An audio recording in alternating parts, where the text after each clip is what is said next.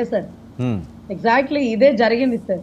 ఎవరైతే సీసాలు విసిరిందో వాళ్ళందరినీ పక్కకు నెట్టి దారి మళ్ళీ పంపించేసిన పోలీసులు ఎవరికి అధికార పార్టీకి గేట్ వాచ్మెన్ డ్యూటీ చేస్తున్నారా?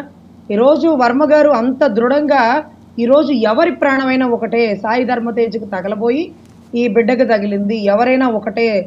ఈరోజు అంతకులు ఎవరైతే అఘాయిత్యం చేసిన వాళ్ళు దొరికే వరకు ఎస్పీ గారి దగ్గర ధర్నా చేస్తానంది. ఎందుకంటేనండి ఇవాళ గోటితో పోయింది, రేపు గొడ్డలి దాకా వచ్చింది.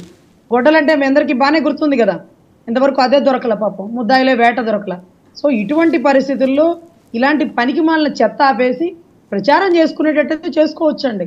ఈరోజు ఎవరిని భయపెడతారని, ఈరోజు పక్కూరు నుంచి వచ్చినోడు ఈ ఊర్లో ఒక సీసా ఇసురుతాడేమో, ఈ ఊర్లో ఉన్నోళ్ళ బలాన్ని రెచ్చగొడుతున్నారా? అంటే ఒకరికొకరు కొట్టుకు చావాలనుకుంటున్నారా? ఈరోజు పవన్ కళ్యాణ్ గారు దశాబ్ద కాలం నుంచి తన కష్టంతో నడిపిస్తూ సేవా దృక్పథంతో ఉన్న ఆయన ఈరోజు భారీ మెజారిటీతో గెలవబోతున్నాడు. ఏ ఒక్కరి ప్రాణం కోల్పోవడానికి పిఠాపురంలో ఊరుకోము. ఈరోజు అందరూ చాలా స్ట్రాంగ్గా ఉన్నారండి. మెజారిటీ అనేది తీసేస్తే ఏ ఒక్కరి ప్రాణం కోల్పోకూడదు, ఏ అఘాయిత్యం జరగకూడదు, ఏ దుండగులని ఈ పిఠాపురం సహకరించదు. సో ఖచ్చితంగా వర్మ గారు చేసేటటువంటి మహాయజ్ఞంలో ప్రతి ఒక్కరూ ఈరోజు గట్టిగా నిలబడుతున్నారండి.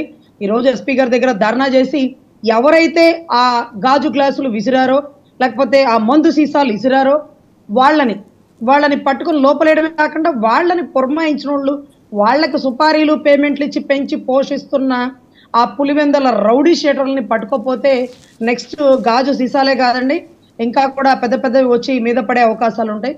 సో ఖచ్చితంగా దీంట్లో మనవంతు బాధ్యతగా మనం చిత్తశుద్ధిగా, ఆయుధం లేకపోతే యుద్ధం కూడా చేయరండి.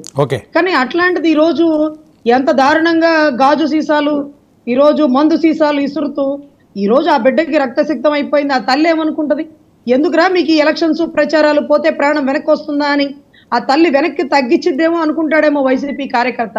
పోతే పోనేండ్రా, పవనన్న కోసం ప్రాణాలని, రాష్ట్రం కోసం పవనన్న చేసిన త్యాగాల ముందు మీ ప్రాణాలు ఒక లెక్క కూడా కాదు అంటూ ప్రతి తల్లి వీరమాతలాగా ఈసారి బిడ్డల్ని బయటికే పంపిస్తారండి. ఎవరూ దాపెట్టుకునే పరిస్థితి లేదు. ఈ మహాయజ్ఞంలో 10 మంది పోతే గాని 1,00,000 మంది ప్రాణాలని కాపాడలేని పరిస్థితిలో ఉన్నారు. కాబట్టి ఇలాంటి తాటాకు చప్పుళ్ళకి ఏ జన సైనికుడు భయపడ్డండి. Okay, right. మనతో పాటుగా కాల్పాలెం బుజ్జి గారు కూడా. బుజ్జి గారు నమస్కారం అండి. ఓకే.